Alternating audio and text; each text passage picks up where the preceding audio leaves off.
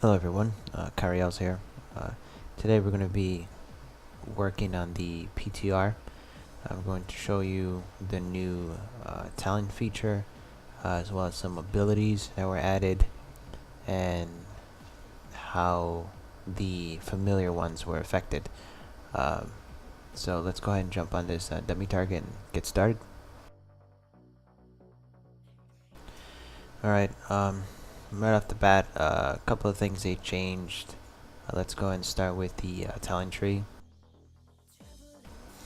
Basically, as you can tell, it's not the point system as it was in the previous expansions. Now this is very linear, very simple interface. From what you can see here, you have levels from 56, 57, all the way up to 90. You now just put one talent point per a field, and to jump to the next one. So a nice little tab at the top that actually shows you some pointers.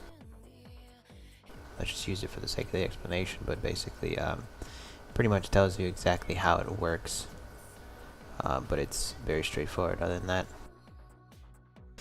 So let's jump right onto the talents for blood decay. This is what the guide is primarily for. So we'll start with the first talent, which is boiling blood. This basically allows your blood boil to trigger the pestilence if it hits a diseased target. So if your targets are diseased, you would hit your blood boil and basically spread them out. I can see this efficient for AoE situations where you don't want to have to keep refreshing them on the targets or spreading them out. So the best thing to do would be to pick this up. But again, it's situational. Plague Leech, draw forth the infection from an enemy, consuming your blood plague and frost fever. As a blood decay, I really don't see how this would be much of usage unless you're single targeting, probably. I wouldn't necessarily count this on AoE or ad tanking, as you'll basically be pretty much gaining plenty of death runes through your death strikes anyway, and through other abilities. So unless of course you were single tanking, and this would probably give you just maybe one or two more good death strikes to pop in, but at this point it's not a very attractive talent for tanking, which leads us to our last one, which is Unholy Blight. Now this one I'm actually really like. It has a very nice AoE effect, and as a matter of fact I'll go ahead and show it to you. Now, as you can see, there's just a bunch of bees or flies, or wasp, I guess, just flying around me. But basically, what they do is they just sting enemies around you. We have a 10-yard radius, I believe. Yes, 10-yard radius every 1 second. So that's major AoE damage, which is nice when you're basically going off the pole. Just to get some aggro off the bat. It has a 1.5 minute cooldown. There is no glyph for it at the moment. I don't think there will be. Either way, 1.5 is pretty good. I mean, you're still going to be using your D&D, but this would be nice to have when you're picking up a lot of ads, or when your D&D is on cooldown, or vice versa. So definitely, I would stick with that talent as your first. We'll jump on to the next one. Lichborn, again, for those who were very familiar with the Lichborn macro back then, it is still very efficient. I'm not going to rule it out, but again, it is situational, so I wouldn't necessarily say it's not something to pick up. Again, depending on the fight, if you're going to be taking heavy damage, then you definitely would want to pick up Lichborn. It's an extra cooldown.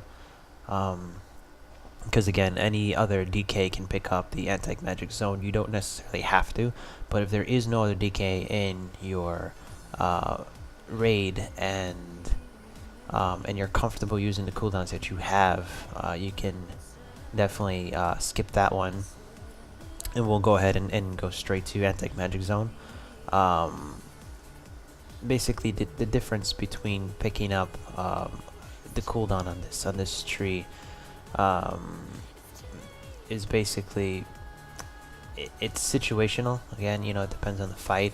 But again, it also depends if you have another DK in the group, and if you don't, such as my 10-man, current 10-man group, it's nice to know that I can actually give the raid a nice cooldown when we're receiving heavy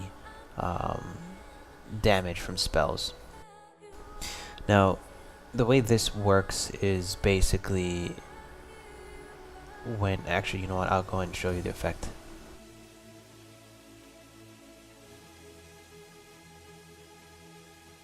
Now, as you can see there, when you actually when you click on it first, it just becomes like your D&D, so you get to actually choose where you want to put it, which makes it very viable for again for raid cooldown.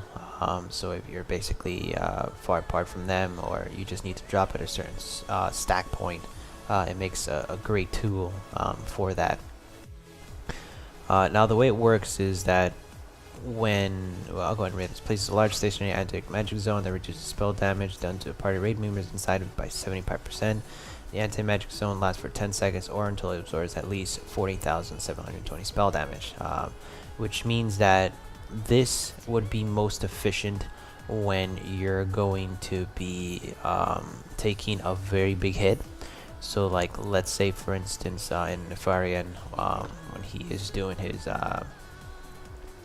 big static attack, I can't remember the name at the moment, but basically that's a straight incoming damage amount. Just throw out a number, let's say it's throws out for 50,000, so it's going to absorb at least, you know, that 40,720 spell damage in one hit. I honestly would not recommend using this when you're going to be taking minor damage or damage that is going to be escalating, unless there is no other cooldown at the moment.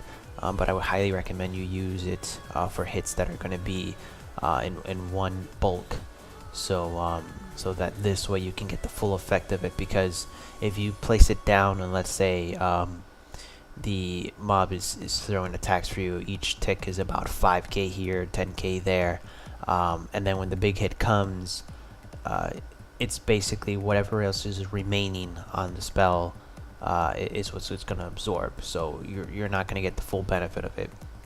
I would highly recommend you use it only on big hits that are actually gonna take the full damage on it. And again, I just show you for the sake of the ability how it looks. And there you have it. You can basically position it wherever you want, and you drop it. Just run to it to stack.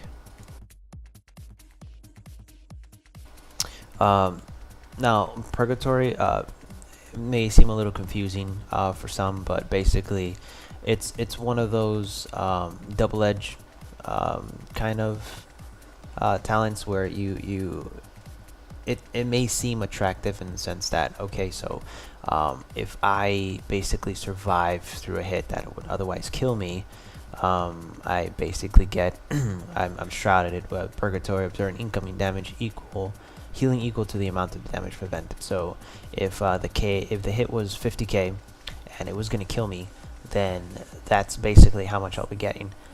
So I'll be absorbing 50k damage. So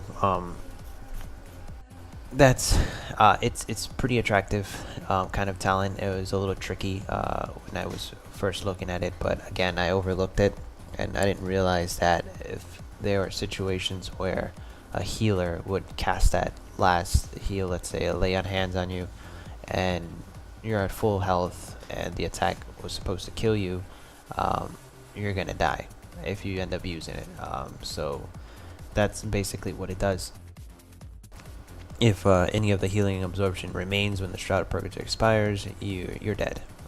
So you definitely want to look this one over.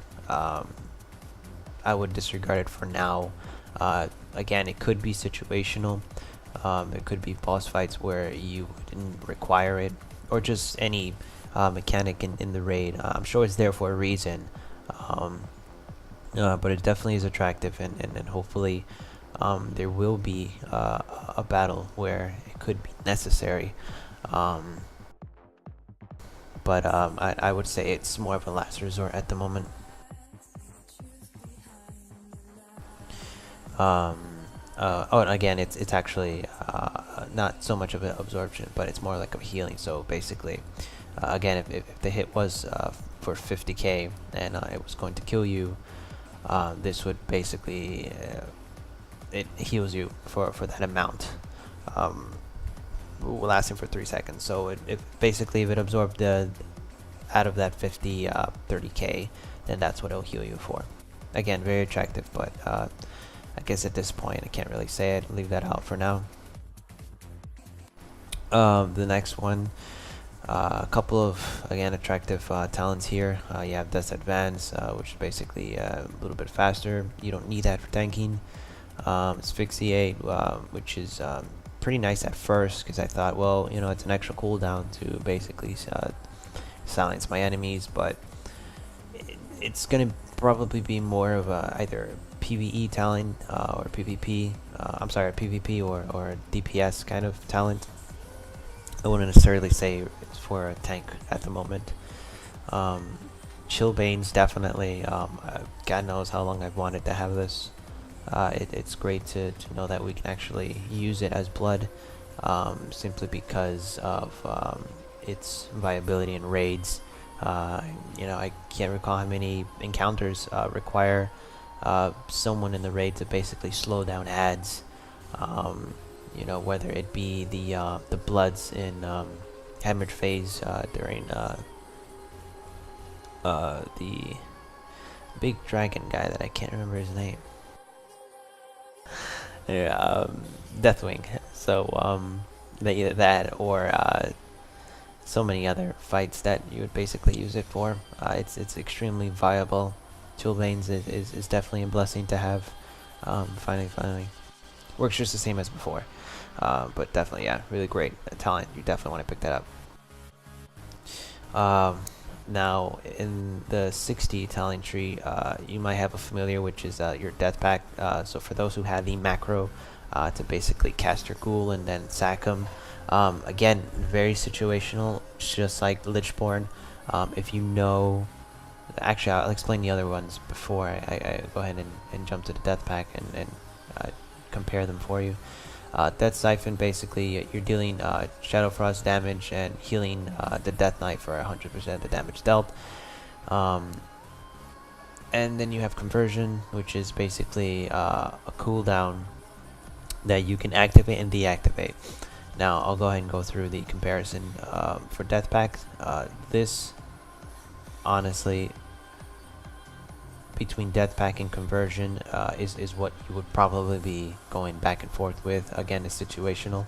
For those who want an instant cooldown to where you can get you know, 50% of your maximum health. So let's say I have 220k, I'll be healing myself for 50% of that, and that's pretty amazing. You know, again, another one of those talents that has helped me so much, such as Lichborn, where I know I'm going to be taking a big hit and I need a quick heal. That is the talent I definitely want to go for. Death Siphon, although it sounds nice to know that you can actually just use one of your death runes to do some Shadow Frost damage and heal yourself for that amount of damage. Sometimes the damage can be insignificant, which means it won't be healing you much. So at this point, it's not very suitable, or I would say attractive right now for me to want to pick that up. Now Conversion, it's one of the new talents. Basically, the way it works is it uses your runic power. So if we're capped at 100, basically it would I'll go ahead and read it. Continuously converts runic power to health, restoring 3% of your maximum health every 1 second.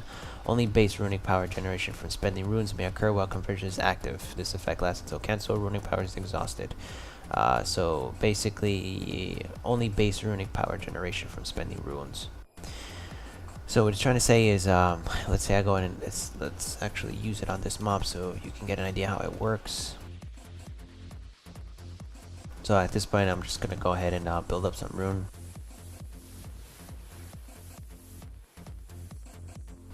Alright, so at this point we have a good 90, so let's go and activate the talent.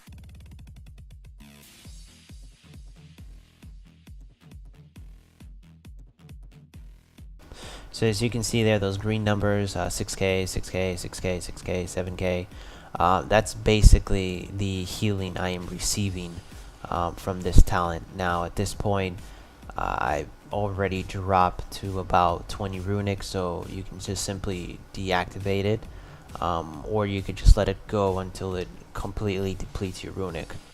Now the reason why this is such a great talent, and I thank Blizz for this, is because there could be fights where you'll be taking significant damage, and although it might not be big burst damage where Death Pact would rule over, if you know you're going to be taking, let's say, spell damage, and either healers can't get to you in time, or it's a situation where you can't really control and you just need to basically take it to the face, that's where a conversion would come in handy, where it would basically use up your runic. And it's nice because it doesn't cost any of your runes, just runic power, which you'll always be having thanks to the next talent, which we'll hop over to in a second. So again, you basically, once you have, I would highly recommend not using this when you are below 50. Because again, there's other talents that would require runic, so I would definitely use this when you're at least above 50 more. That'd be nice. So let's say we start at 100. I go and pop in. There I am, basically receiving all my runic. I just simply turn it off when I feel like I've had enough healing on myself.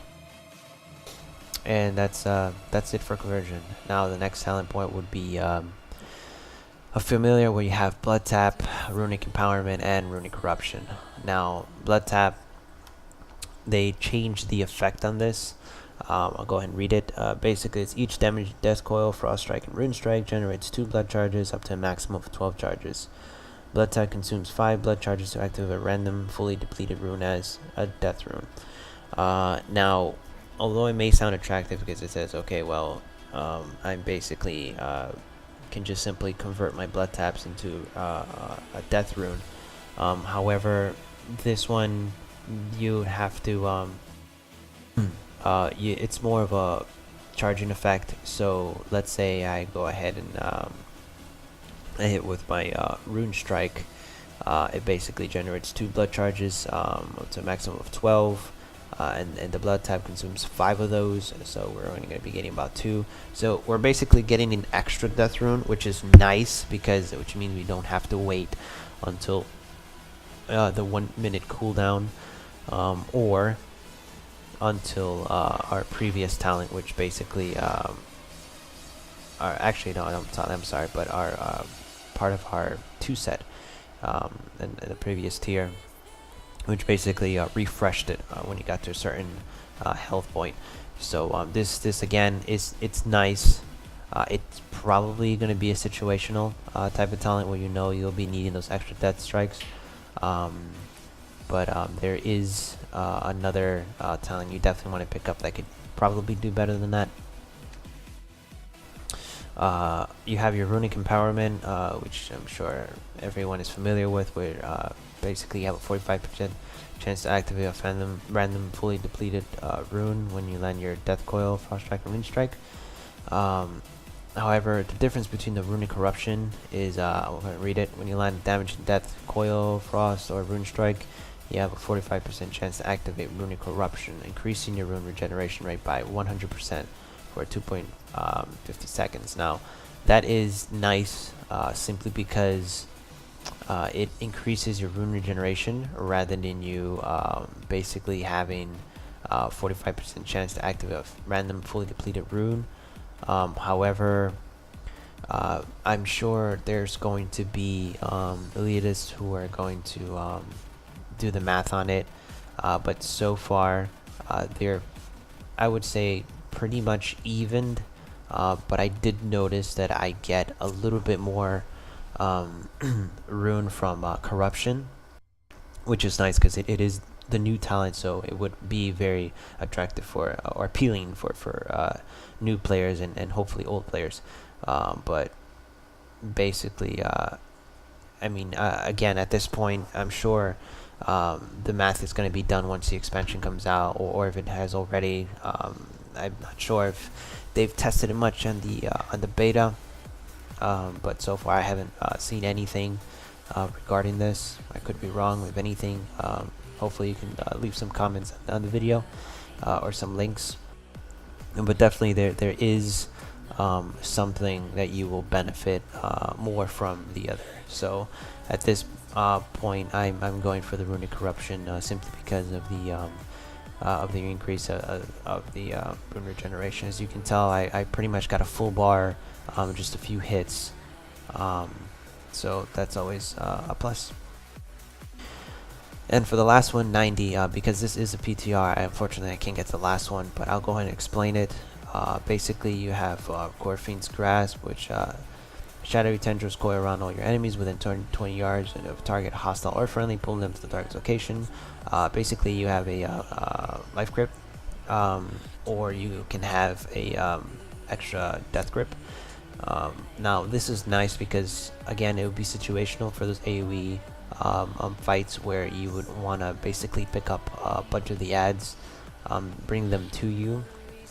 Now, again, you have two other abilities. This is on a 1 minute cooldown. You have Unholy Blight, which is 1.5, which could do just the same.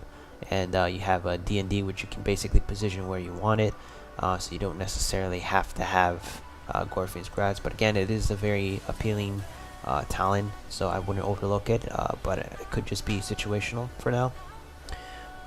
You have Remorseless Winter, and then Desecrated Ground. Now, Desecrated Ground basically corrupts the ground in an 8-yard radius beneath Death Knight for 10 seconds. While standing in this corruption, the Death Knight is immune to effects that cause loss of control. This ability instantly removes such effects when activated.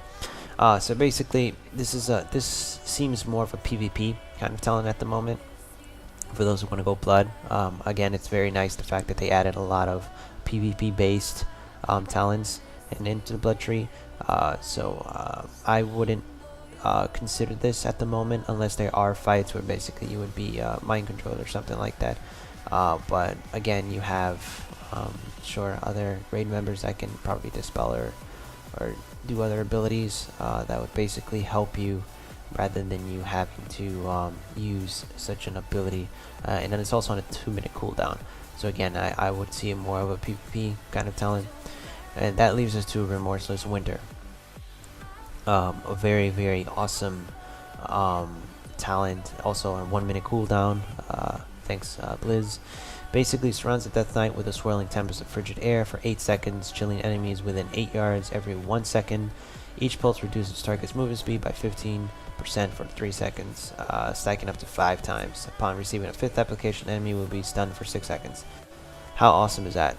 Not only is it a great PvP talent, but it's also a very, very viable PvE tanking ability, because again, it has the beauty of what Chillbanes would have, and also it's a great ability to use in comparison to Unholy Blight, or you can actually, use them together along with D&D. I mean, there's just no way you're gonna have someone pull off of you. No way. Once you have those 3 things activated. So again, it's on a 1 minute cooldown. It's a great tool to use when picking up aggro, if let's say Unholy Blight was on cooldown, or D&D, or vice versa. So that's it for the new talents, as well as previous ones. So let's hop over to the glyphs.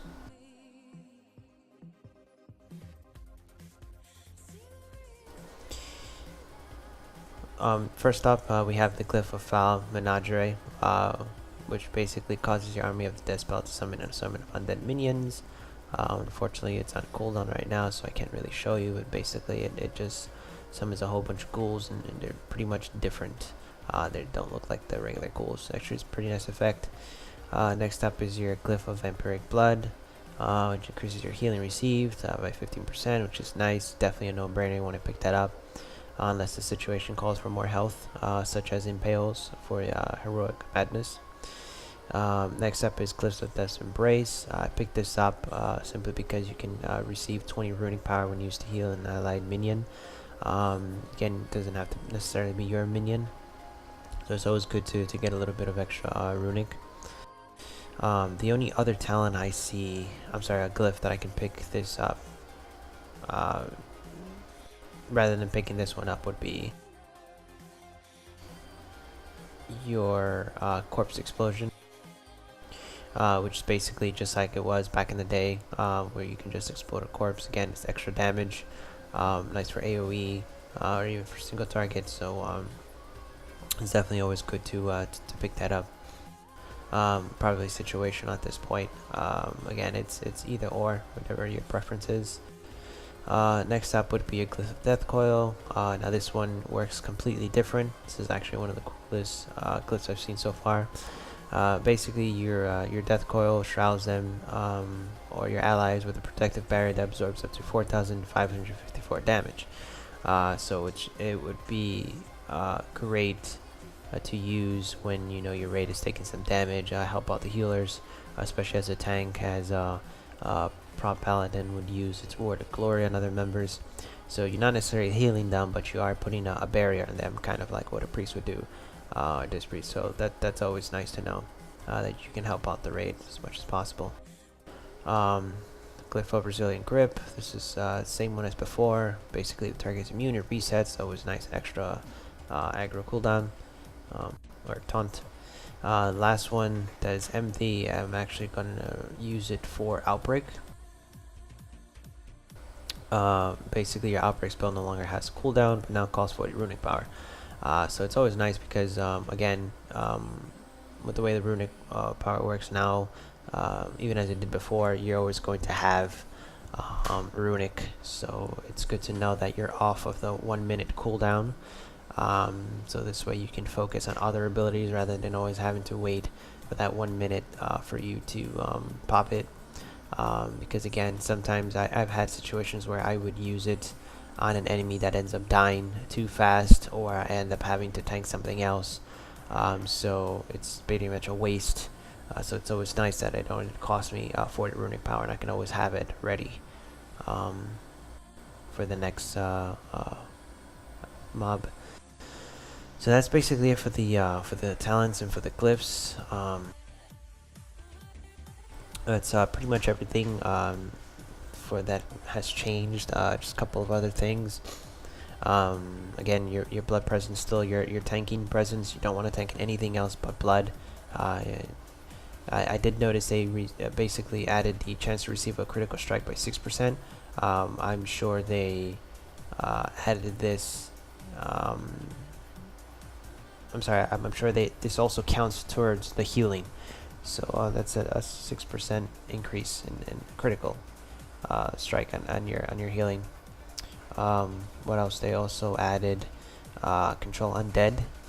This is pretty nice. I guess it would be situational whenever you basically want to control, I'm sure, an ad or something that's in the way. You want to definitely take control of him and use it against your enemies. It's always nice to know that you have a little bit more control over your environment. And that's pretty much it. I don't seem to see anything else that's changed. So again, this was Cariel's with the new DK tanking for MOP. I will be making a new video once I hit 90, explain more talents and any other changes they've made. So again, feel free to leave a comment, or just shoot me an email. But until then, this is Cariel's, and thanks for watching.